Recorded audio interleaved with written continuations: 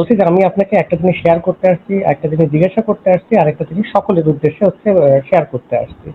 প্রথম জিনিসটা সেটা হচ্ছে, যেটা জিনিস আপনাকে বলতে আসছি সেটা হচ্ছে যে আপনাকে বলছি যে কিছুদিন আগে আমার একজন হচ্ছে মুফতির সাথে পরিচয় হয়েছে। তো উনি আমাকে বলছে যে কোরআনে আছে যে হ্যাঁ, এরকম আছে যে নবী আল্লাহর হুকুম ছাড়া কোনো কিছু করতো না। তো সেই জিনিসটা আমি ওনাকে বলেছি হ্যাঁ করতাম, এরকম দেখাতে পারবো। তো উনাকে আমি হচ্ছে একটা জিনিস দেখলাম, সেই আপডেটটা হচ্ছে উনাকে আমি একটা দেখলাম যে সূরা তাহরিমের ১ নম্বর আয়াতটা যে আসিফ ভাই, আপনি যদি একটু আয়াতটা একটু বের করতেন তাহলে হচ্ছে সকলে একটু বুঝতে পারতো বিষয়টা। হ্যাঁ হ্যাঁ, ঠিক আছে, বের করছি। ৬৬ নম্বর সূরার ১ নম্বর আয়াত, তাই তো? হ্যাঁ, হ্যাঁ। আচ্ছা।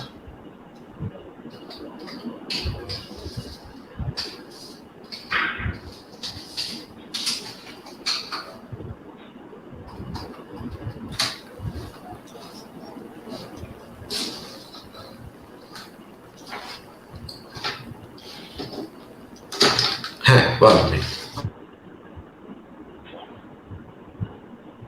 হ্যাঁ, খুঁজেছি। হ্যাঁ, দেলিয়া ভাই বের হ্যাঁ, করেছি। হ্যাঁ, হ্যাঁ, হ্যাঁ, বলেন। হ্যাঁ। আসিফ ভাই, এখানে আপনারা দেখেন যে হে নবী, আল্লাহ যা তোমার জন্য হালাল করেছে তুমি কেন হারাম করেছো? এখানে কিন্তু আসিফ ভাই স্পষ্ট করে দেখা যাচ্ছে যে আল্লাহ কিন্তু নবীকে বলছে যে আমি যা হালাল মানে হালাল করেছি তুমি কেন তা হারাম করেছো। এখানে কিন্তু এমন না যে আল্লাহ বলছে তুই দাসিস হালাল হারাম, এটা কিন্তু বলেনি। মানে আল্লাহ হালাল করেছে কিন্তু নবী সেটা মানে স্ব উদ্যোগে হারাম করেছে বলেই আল্লাহ ক্ষিপ্ত হয়ে গেছে, রেগে গেছে, কিন্তু বলছে এই আমি বলছি দাসিলা কর, তুই দাসিলা হারাম করলি কেন, এরকম টাইপের মানে কেন এরকম এই টাইপের একটা কথা বলছে। তো এরকম একটা যখন আমি উদাহরণ ওনার সামনে যখন ওনার সামনে তুলে ধরলাম, অমনি উনি আমাকে একটু ব্যস্ততা দেখালো এবং বলল আরেকজনের সাথে পরিচয় করাই দিল। পরিচয় করাই দিল, বললো যে ইনি আমার থেকে আরো বেশি হচ্ছে বড় হচ্ছে আহ, আলেম এবং হচ্ছে বড় হচ্ছে মুফতি। আপনার যত পরামর্শ প্রশ্ন আছে ইনার কাছে এসে করবেন। তো এই হচ্ছে মানে এদের হচ্ছে অবস্থা। অবশ্যই। এখন আপনি যদি এই আয়াতের তাফসীরটা খুলতে বলতেন তাহলে কিন্তু পুরা ন্যাংটা হয়ে যেত। হ্যাঁ, হ্যাঁ, হ্যাঁ। আর এটার জন্য কিন্তু আসিফ ভাই, এটার কিন্তু তাফসির অনেকে মধুকার কথা বলে, কিন্তু এখানে দেখবেন ১ থেকে ৬ নম্বর আয়াত পড়লেই বোঝা যায় এর সাথে মধুকার কোনো সম্পর্ক নাই। ১ থেকে ৬ অবশ্যই। নম্বর আয়াত আর কি, অবশ্যই। ১ নম্বর। যেকোনো সুস্থ মাথার মানুষ এই সূরাটা পড়লে বুঝবে এখানে কি আছে। হ্যাঁ, এখানে কিন্তু ১ থেকে ৬ নম্বর আয়াতটা পড়লেই বুঝতে পারবে যে এর ধারাবাহিকতায় হচ্ছে ধারাবাহিকতা অবলম্বন করলেই বুঝতে পারবে এর সাথে মধুকার কোনো সম্পর্ক নাই। এবং নাসাই শরীফের কিন্তু একটা হচ্ছে কিন্তু হাদিসই আছে। তো যেখানে তাহকিককৃত সহিহ হাদিস আছে।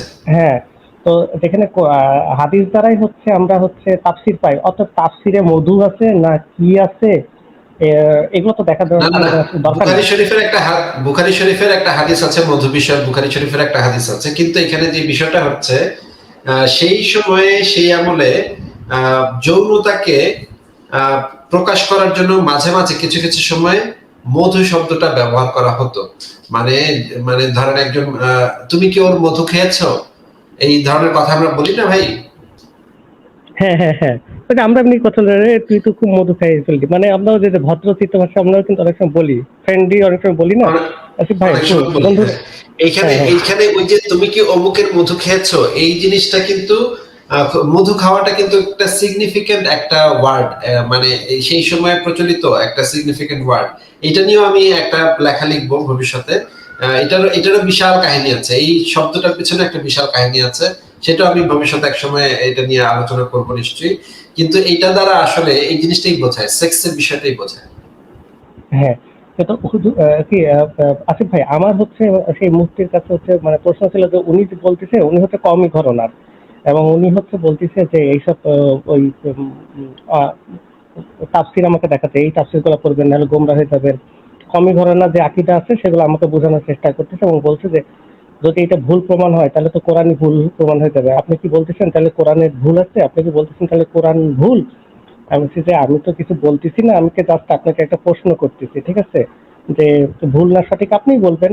যে এই যে এখানে যে আল্লাহ বলছে যে আমি যা হালাল করিনি তুমি সেটা হারাম করছো কেন, এখানে তো আল্লাহ নিজেই বলতেছে যে তুমি হারাম করছো আমার বিনা অনুমতিতে।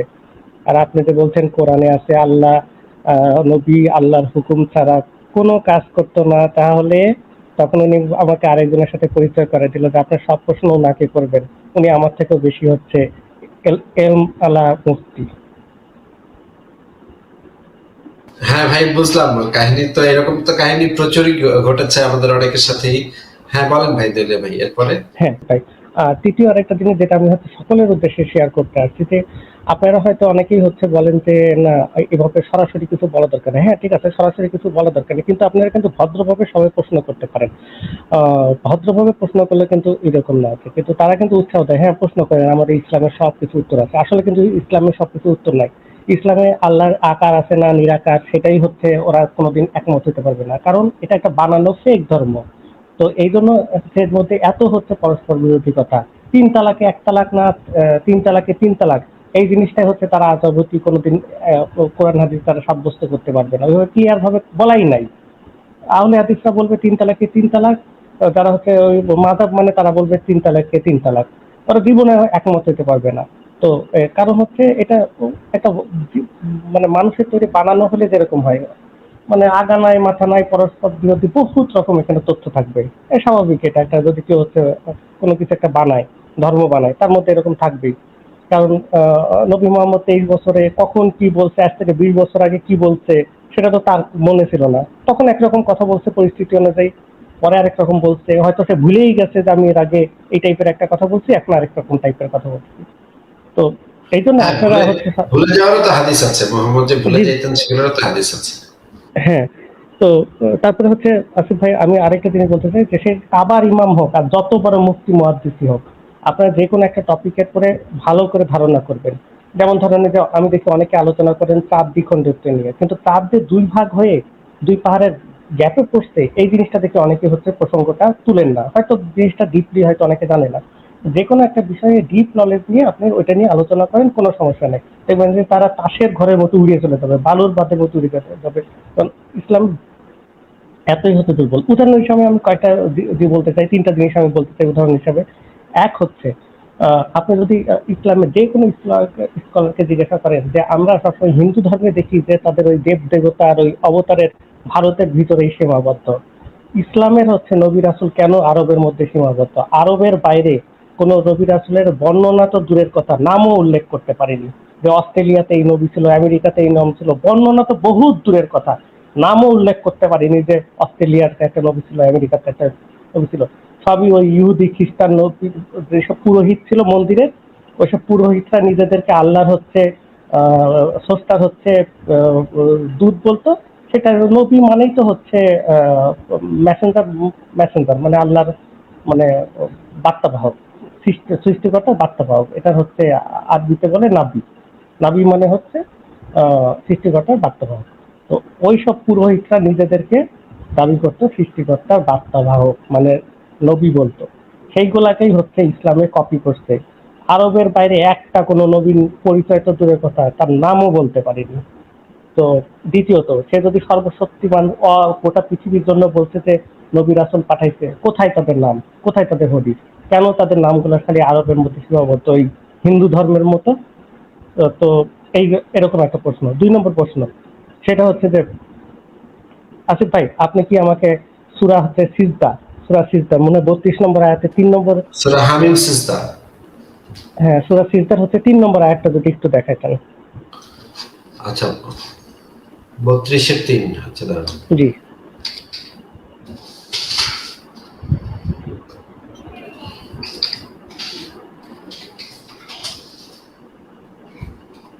সূরা আস-সিজদা। আচ্ছা,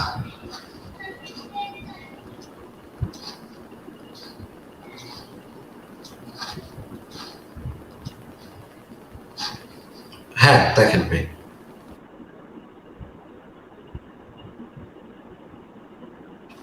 দিলে ভাই, এই যে, আমি স্ক্রিনে দিয়েছি। হ্যাঁ, হ্যাঁ হ্যাঁ দেখতে পাচ্ছি।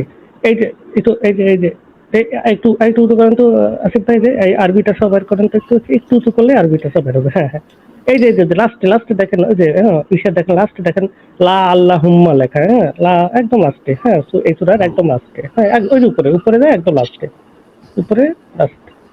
হ্যাঁ এই যে মে ইউ ওয়ান, হ্যাঁ এই যে তারপরে মে ইউ ওয়ান, হ্যাঁ তারপরে একটা ইউ লর, এই যে লা আল্লাহুম্মা, হ্যাঁ? তো তো এটা হচ্ছে আসিফ ভাই একটু হচ্ছে নামান, একটু নামান, একটু বাংলাটা বের করে। আরেকটু নামান বাংলাটা বের হোক। এই যে দেখেন এখানে আছে যে এই যে দেখেন সম্ভবত, হ্যাঁ? এই যে এখানে যে বলতেছে তুমি এমন এক সম্প্রদায়কে সতর্ক করতে পারো তাদের কাছে পূর্বে কোনো সতর্ক আসেনি, সম্ভবত তারা সঠিক সঠিক পথ প্রাপ্ত পাবে। অথচ কিন্তু আল্লাহ কিন্তু নিজে বলছে সে কিন্তু হেদায়েতের মালিক। অথচ এখানে বলতেছে কি সম্ভবত, কি বলতেছে যে সম্ভবত তোমরা হচ্ছে সঠিক পথ করতো, মানে এখানে আল্লাহ নিজেই কিন্তু শিওর না। আমরা যেরকম মানুষের মতো করে বলি না যে আসিফ ভাই আপনি বলতে থাকেন, হয়তো মুমিনরা বুঝতে পারবে, আমরা এরকম করে কথা বলি না। আমরা কিন্তু জানি না হ্যাঁ যে মুমিনটা আদৌ কোনোদিন বুঝবে কি বুঝবে না। এই যে যে চোরের যে চোরামি এরকম যে মানে এভাবে কিন্তু ধরাই পড়ে। আপনি যতই চালাকি করেন, হ্যাঁ, এরকম ২ নম্বরের জিনিসের কিন্তু একটা সূত্র না সূত্র থাকেই, হ্যাঁ? তো এই যে এইখানে আছে দেখেন আসিফ ভাই, এখানে যে এটা যে এটা মানুষের কথা সে কিন্তু মানে ফট করে এটা বাইর হয়ে গেছে। যে সম্ভবত তারা সঠিক পথ প্রাপ্ত হবে। তো আল্লাহ কি কখনো বলবে? এখানে আল্লাহ হলে বলতো কি যে তারা হেদায়েত পাবে অথবা হেদায়েত পাবে না। কারণ হেদায়েতের মালিকই আল্লাহ। তো আমি যদি হেদায়েতের মালিক হই, কিন্তু আমি জানি যে অমুক ব্যক্তি হেদায়েত পাবে কি অথবা পাবে না। থাকবে অথবা কিছু লোক হেদায়েত পাবে, কিছু লোক হেদায়েত পাবে না, এটা বলছে। এক্স্যাক্টলি একদম একদম সঠিক বলছেন। নাহলে এই কথাটা বলবে যে কিছু লোক হেদায়েত পাবে কিছু লোক, এখানে এখানে কি কখনো বলবে যে সম্ভবত, মনে হয়, হয়তোবা, এই ধরনের কথা কি কখনো কোনো সৃষ্টিকর্তা বলতে পারে? যে কিনা বলছে যে হেদায়েতের মালিক তারই হাতে। এইগুলো তো এইরকম একটা প্রশ্ন। দ্বিতীয় নম্বর একটা প্রশ্ন থাকে, সেটা হচ্ছে যে সূরা বাকারার হচ্ছে ২৮৮ লাস্টেরটা ২৮৬, সূরা বাকারা ২৮৬। আসিফ ভাই একটু সূরা বাকারা ২৮৬ লাস্টের লাস্টের আয়াতটা।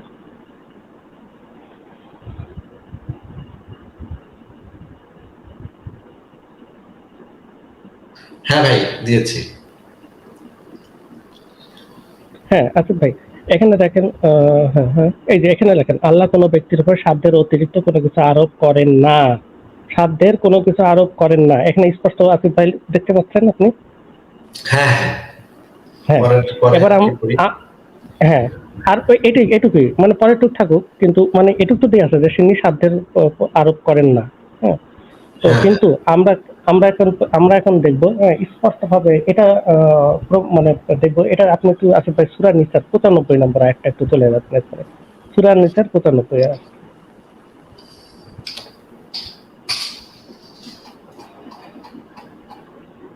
হ্যাঁ। হ্যাঁ, বলেন। আসিফ ভাই এখানে দেখেন, অক্ষম নয় এমন বসে থাকা মুমিনরা আর জানমাল দ্বারা আল্লাহর পথে জিহাদকারীরা সমান নয়। মানে এখানে কিন্তু আপনার হাদিসে কাছে স্পষ্ট আছে যে বসে থাকা মুমিন আর জানমাল দ্বারা আল্লাহর পথে জিহাদকারীরা সমান নয়। কিন্তু এমন সময় একটা অন্ধ সাহাবী আল্লাহ আয়াতটাকে ধপ করে ভুল ধরে ফেলে বলে যে হে নবী আমি তো অন্ধ, তাহলে তো আমি তো বসে থাকি, তাহলে কিভাবে আমি আর জিহাদ করব? আমি তো জিহাদকারীদের সমান হইতে পারবো না। তখন অমনি আল্লাহ তার ভুল স্বীকার করে তার মানে সংশোধনী পাঠায়। তখন সংশোধনীটা কি? মানে বিনা ওজরে অক্ষম নয় এমন বসে থাকাই। তা আমার প্রশ্ন এখানে প্রথমত হচ্ছে একটা অন্ধ সাহাবী কি করে আল্লাহর হচ্ছে ভুল ধরতে পারে, যেটা কিনা লাউ মাহফুজে লেখা ছিল, এবং হচ্ছে আল্লাহ তো সর্বজ্ঞানী, বেস্ট প্ল্যানার এবং হচ্ছে মহাজ্ঞানীর একজন ভুল কি করে একটা অন্ধ সাহাবী ধরতে পারে? দ্বিতীয়ত কেবলই আয়াত দিল আর কেবলই মানসুখ করে আবার এই যে বিনা ওজরে করলো, এটা কেন ধরনের কথা হলো? ১০ মিনিটে যে একটা আয়াত টিকে না, সেই আয়াত পাঠানোর মানে কি হতে পারে? তৃতীয় প্রশ্ন, সেটা হচ্ছে যে আহ, ওই যে ২৮৬ নম্বর আয়াত করছিলাম যে আল্লাহ কারো প্রতি কোনো কিছু চাপিয়ে দেয় না। এখানে তো আমি দেখতেছি ১ সেকেন্ডের জন্য হলেও সেই অন্ধ সাহাবীটার পরে সেই আহ, আহ, তা নাজিল হয়েছিল যে যারা বসে থাকে এবং যারা জিহাদ করে এক না, তখন সে আপত্তি তুললো এবং আল্লাহ সেটা মাইনে নিছে যে তার প্রতি সেটা জুলুম হয়েছে। এবং হচ্ছে এটা হচ্ছে প্রশ্ন হচ্ছে যে ওখানে দেখলাম যে আল্লাহ হচ্ছে কোনো কিছু চাপিয়ে দেয় না, কিন্তু আমরা ওইখানে হাদিস কোরআন থেকে স্পষ্ট দেখলাম যে আল্লাহ একটা অন্ধ সাহাবীকে চাপাই দিছিল এবং সেটা ১ সেকেন্ডের জন্য হলেও চাপাই দিছিল। এবং আল্লাহ যে চাপাই দিছিল সেটা প্রমাণ হচ্ছে যে আল্লাহ কিন্তু চাপাই দিছিল বলেই কিন্তু সে অন্ধ সাহাবীর আপত্তির মুখে তার আয়াতটা কিন্তু আবার সংশোধনী আয়াত নিয়ে আসছিল। তাহলে যে সেখানে বলল যে আল্লাহ হচ্ছে কোনো কিছু চাপিয়ে দেয় না, কিন্তু এখানে যে চাপিয়ে দিল, তাহলে কি আমরা সূরা নিসার ওই ৮২ নম্বর আয়াত অনুসারে এটাই বলে দিতে পারি না? যদি তোমরা এই কিতাবে পরস্পর বিরোধী কোনো কিছু লেখা দেখো, তাহলে এটা বুঝতে পারবা যে এটা আল্লাহ ব্যতীত মুহাম্মদের লেখা একটা কিতাব। হ্যাঁ, এবং সরাসরিও কিন্তু দেখানো যায় যে আল্লাহ চাপিয়ে দিয়েছে, সেটা কিন্তু সরাসরিও দেখা যায়, ওই ১ সেকেন্ডের জন্য না, সরাসরিও দেখানো যায়। দেউলিয়া ভাই বল। হ্যাঁ ভাই, তো এইটাই হচ্ছে আমি সবার উদ্দেশ্যে বলতেছি যে এরকম অসংখ্য অসংখ্য আয়াত আছে। আপনারা হচ্ছে তাদের সাথে এভাবে আলোচনা করতে পারেন যে হ্যাঁ, আপনাকে ওরকম করতে পারেন না, বলতে পারেন না যে এরকম একটা প্রশ্ন বা এরকম কৌশল করতে পারেন যে আমরা নেটে শুনলাম শুনলাম যে একজন বলতেছে, ফেসবুকে দেখলাম, হ্যাঁ, আপনি ওরকম ওরকম বলা দরকার নেই। তাহলে আমাকে এটা একটু সমাধান বলেন তো, আমার তো কেমন কেমন লাগতেছে। হ্যাঁ, আহ, কৌশল করে বলা যায়। হ্যাঁ, আমার তো কথা আসিফ শোনা ভাই, যাচ্ছে? আমার আফতাবুর রহমান, আপনি একটু অপেক্ষা করেন, আমরা একটু কথা শেষ করে নিই। আপনাকে যুক্ত করা হয়েছে, আপনি কিছুক্ষণ অপেক্ষা করেন। আপনার যখন ফ্লোর আসবে তখন আমি আপনাকে কথা বলতে বলবো, তখন আপনি কথা বলেন। তার আগে আপনি অনুগ্রহ করে নিজেকে একটু মিউট করে রাখেন। আপনার সময় আসলে আমি আপনাকে ফ্লোর দিব। হ্যাঁ দেউলিয়া ভাই, আপনি শেষ করেন তাহলে। হ্যাঁ আসিফ ভাই, ওই কি জানো, এগুলোই হচ্ছে মানে বলতে আসছিলাম। তাহলে আমার বলাটা আজকের মতো শেষ, তাহলে হয়তো পরে আবার কখনো হয়তো যুক্ত হবো আসিফ ভাই। অনেক ধন্যবাদ দেউলিয়া ভাই, তাহলে ভালো থাকবেন। অনেক চমৎকার আলোচনা হলো। আবার নিশ্চয়ই আশা করি কথা হবে ভবিষ্যতে। জি আসিফ ভাই।